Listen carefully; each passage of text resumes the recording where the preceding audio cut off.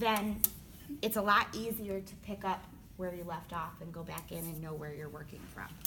Now with the colored pencils, you are not going to use any blending stumps. I know when you got your graphite drawing sets, you got a blending stump.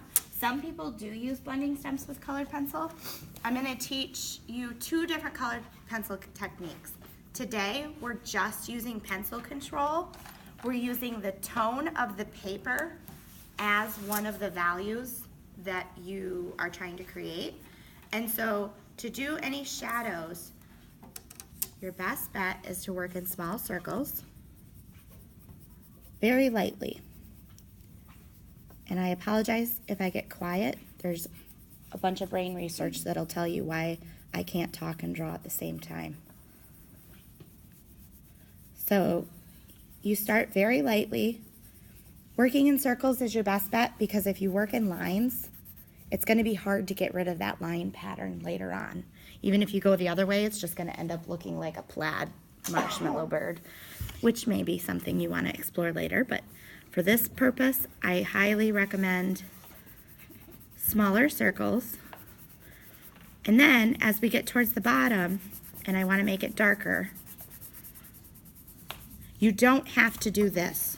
Please don't do that. That makes me sad. Poor pencils.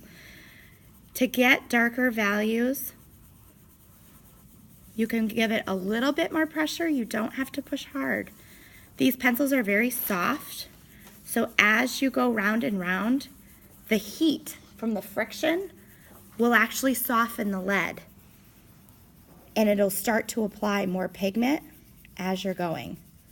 So if you just keep going round and round, and it seems like, especially probably standing here watching me, like, oh my goodness, this is so boring, this is gonna take forever.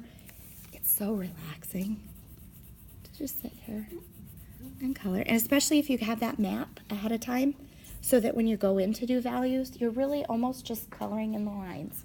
Obviously, you still wanna be observing what you're drawing, which I'm not doing, sorry, but you do wanna be doing that. But once you have that map in place, you're really just building up the colors.